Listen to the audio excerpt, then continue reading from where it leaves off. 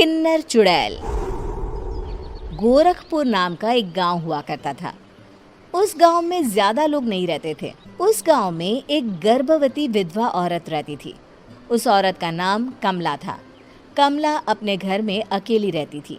उसके पति की सारी जायदाद उसके नाम हो गई थी, पर सभी गांव वाले उस औरत को मनहूस औरत समझा करते थे और सभी उससे नफरत किया करते थे। एक बार कमला राशन की दुकान पर खाने का सामान खरीदने जाती है।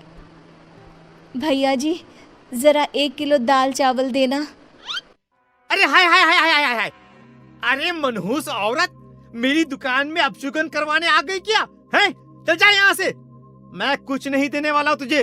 भाग भाग यहाँ से, चल जा, निकल। भैया जी, ऐसा मत कहिए।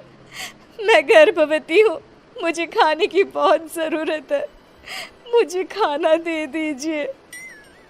दुकानदार कमला को वहां से धक्के मारकर भगा देता है।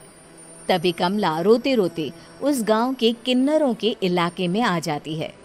गांव वाले किन्नरों को उसी इलाके में रखा करते थे, क्योंकि वो लोग किन्नरों को पसंद नहीं करते थे और उनके इलाके में रहने से मना करते थे। तो किन्नरों ने उसी गांव में अपना एक इलाका बना लिया था। जब किन्नर लोग देखते हैं कि एक गर्भवती महिला रोते रोते उनके इलाके में आ गई है, तो सारे किन्नर कमला के पास जाकर उसका हाल पूछने लगते हैं। क्या हुआ बहन, तुम्हारी गर्भवती अवस्था में इतनी बुरी हालत कैसे है? तुम रो क्यों रही हो? तुम डरो मत, हम तुम्हें कोई नुकसान नहीं पहुंचाएंगे। तुम शांत होकर सब बताओ कि हुआ क्या है। मैं कमला हूँ। मैं गांव के दूसरे इलाके से आई हूँ। 2 महीने पहले ही मेरे पति की मौत हुई है। मुझे गांव के लोग मनहूस मानते हैं, क्योंकि मैं विधवा हूँ और गर्भवती भी। वहाँ के लोग मुझे खाने के लिए कुछ बेचने के लिए भी तैयार नहीं, जिससे मेरा गुजारा नहीं हो रहा था। कोई बात नहीं कमला, हम तुम्हारा ख्याल रखेंगे। किन्नर लोग कमला को एक खाली घर में रहने के लिए जगह दे देते हैं और उसकी देखभाल भी करते हैं। कुछ ही महीने बाद कमला अपने बच्चे को जन्म देती है। पर अफसोस, कमला बच्चे को जन्म देते ही अपनी जान गंवा देती है। जब सब किन्नर बच्चे को देखते हैं तो बहुत खुश हो जाते हैं, क्योंकि वो बच्चा भी किन्नर ही था। कमला ने एक किन्नर बच्चे को जन्म दिया था। अब इस बच्चे की देखभाल कौन करेगा? हम तो इस बच्चे को गांव के दूसरे इलाके में भी नहीं भेज सकते। और तो क्या हुआ, इस बच्चे की माँ नहीं रही तो हम इसे पालेंगे। अब ये हमारे इलाके में रहेगा, हमारे साथ रहेगा।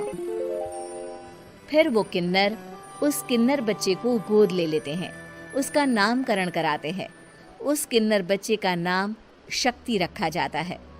देखते ही देखते शक्ति बड़ी होने लगती है। उसके रंग रूप बहुत सुंदर थे। वो बहुत सुंदर किन्नर दिखती है। एक दिन शक्ति एक किन्नर से पूछती है, माँ जी सुनिए ना, ये गांव के दूसरे इलाके में भी तो लोग रहते हैं, तो हम वहाँ क्यों नहीं जाते? हम उनसे अलग क्यों रहते हैं? शक्ति, क्योंकि वो लोग हमारे जैसे नहीं, वो लोग हमें पसंद नहीं करते, इसीलिए हम उनसे अलग रहते हैं। क्यों? वो हमें क्यों पसंद नहीं करते? मुझे एक बार उस इलाके में जाना है। मैं एक बार वहाँ जाकर घूम कर आऊँ।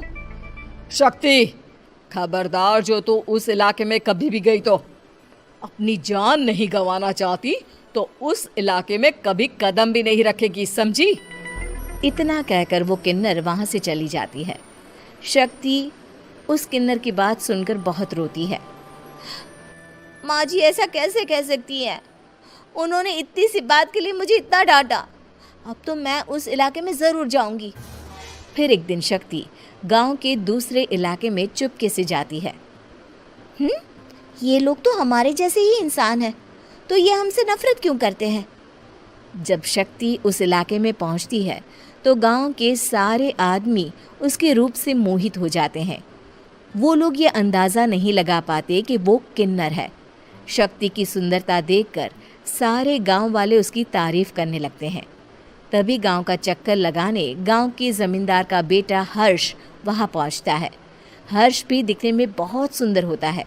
जब हर्ष ने शक्ति को देखा तो वो भी उससे मोहित हो गया, और जब शक्ति की नज़र हर्ष पर पड़ी तो वो हर्ष को देखकर मोहित हो गई। आपको पहले कभी इस गांव में देखा नहीं। इस गांव में आप नए हैं क्या? जी नहीं, वो मैं बस तभी शक्ति बोलते बोलते रुक जाती है और मन में सोचने लगती है, अगर मैंने इनको बता दिया कि मैं दूसरे इलाके से आई हूँ तो वो समझ जाएंगी कि मैं किन्नर हूँ, इसलिए मुझे इनसे झूठ ही बोलना पड़ेगा।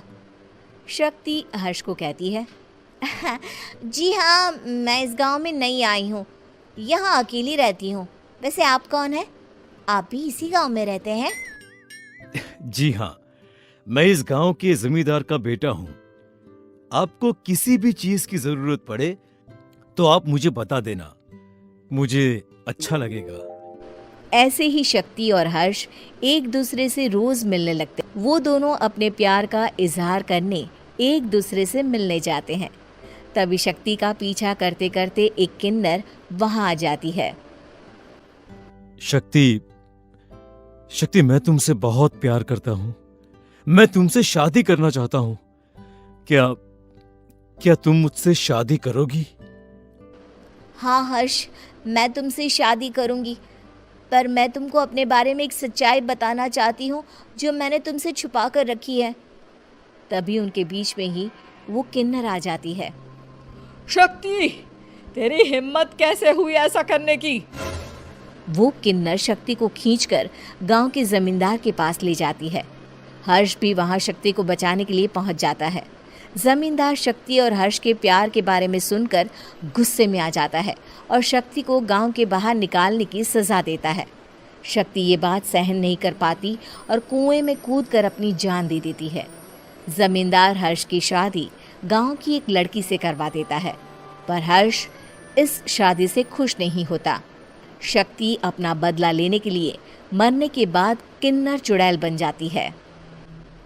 अब मैं इन गांव वालों को नहीं छोड़ूंगी, अब इनसे मैं अपने प्यार का बदला लूंगी। किन्नर चुड़ैल गांव वालों को परेशान करना शुरू कर देती है। एक बार वो रात को गांव के खेतों में पहुंच जाती है और वहां आग लगा देती है। सारी फसल जल के राख हो जाती है। जब एक आदमी रात को उठकर देखता है कि खेत में आग लग गई है तो वो वहां पहुंच जाता है। वो देखता है कि खेतों के बीचों बीच एक किन्नर चुड़ैल खड़ी है और वहां खड़े होकर ताली बजा रही है। गांव वाला किन्नर चुड़ैल को देखकर बेहोश हो जाता है। जब सुबह उस आदमी को होश आता है तो वो सीधा जमींदार के पास जाता है। अरे जमींदार साहब, अरे वो किन्नर चुड़ैल ने मेरी सारी फसल जला दी। अब मैं क्या करूंगा? क्या होगा मेरा? जमींदार चुड़ैल किन्नर का नाम सुनते ही सब कुछ समझ जाता है। अब वो बहुत डर जाता है। उसी रात को जब जमींदार डर के मारे अपने कमरे में सो नहीं पाता, तभी वहां अचानक से किन्नर चुड़ैल आ जाती है। किन्नर चुड़ैल जोर जोर से जमींदार के आगे खड़ी होकर हंसने लगती है और ताली बजाने लगती है। जमींदार उस डरावनी किन्नर चुड़ैल को देखकर बहुत डर जाता है। तूने मेरे साथ बहुत बुरा किया, अब मैं तुझे जान से मार दूंगी। नहीं नहीं नहीं नहीं नहीं, मुझे माफ कर दो मुझे मत मारो। मैं कभी ऐसा दोबारा नहीं करूंगा। अब तुम जो बोलोगी वही मैं करूंगा। ठीक है।